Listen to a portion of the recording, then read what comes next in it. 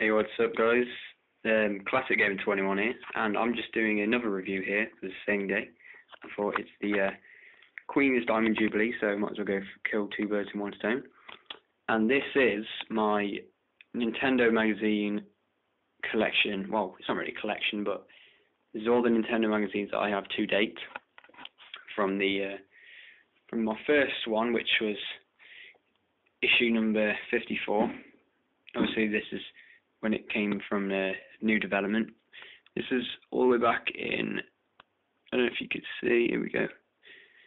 Well, it's hard to see, but this is issue 54 from April 2010, all the way up to the most recent one here, which is issue 82, and that's obviously June 2012, which is this month.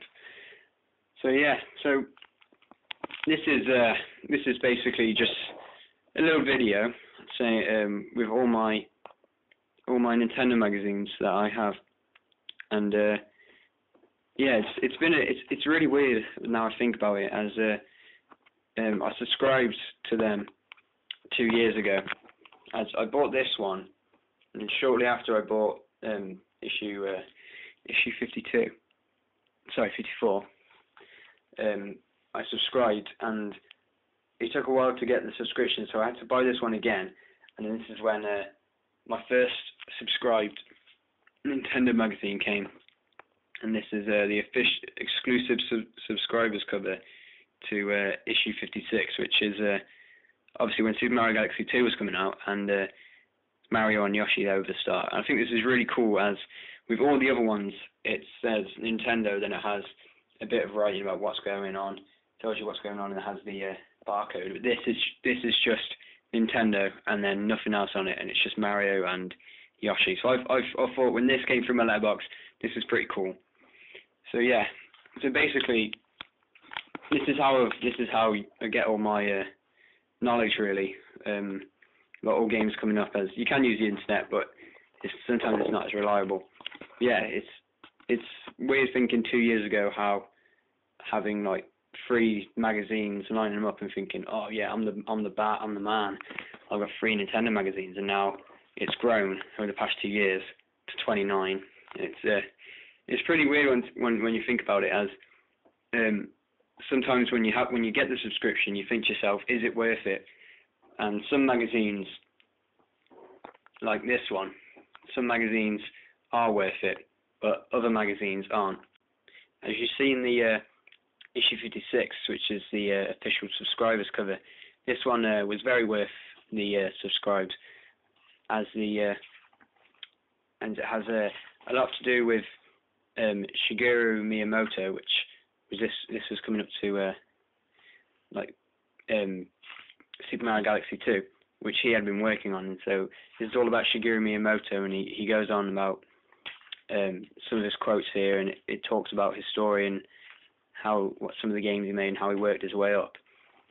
And also in this was very worth it, as it introduced the 3DS basically. And I didn't know if this was going to happen or not, but it basically just introduced the idea that Nintendo would probably release a 3D handheld without glasses. I mean, they already released a 3D portable system. Well, it was marketed as portable, which was the Virtual Boy, which sucked complete ass. So I think everyone was a bit skeptical, but it goes on down here. There's like a 3D timeline, all the 3D, and maybe Nintendo making a new handheld. And obviously, as you see here, this is, when I first opened this page, I was like, whoa, this actually looks pretty cool if they do make this.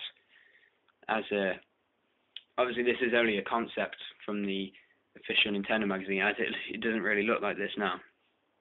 But this was back in 2010, which was a year before the 3DS was actually released. So it was when it was in production.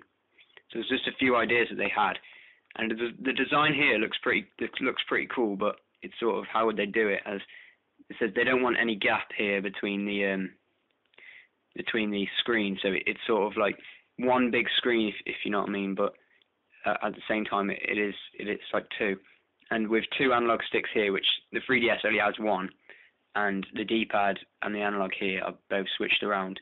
You can have two analogs with the attachment, but it's just funny to look at the 3DS now, which I have, and the concept art. It's pretty funny.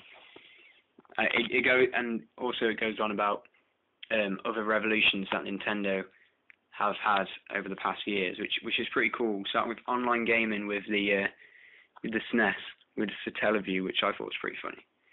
But yeah, this issue was very much worth it. As they go on about Mario Kart, which is one of the greatest spin-offs for a gaming mascot ever.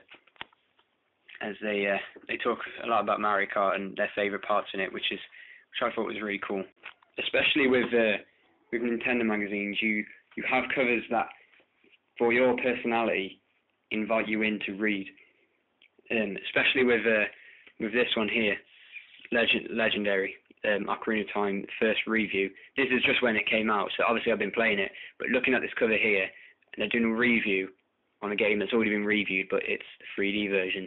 Looking at this cover here, this cover just looks awesome, and to my personality, because I love Ocarina of Time so much, it's so inviting in.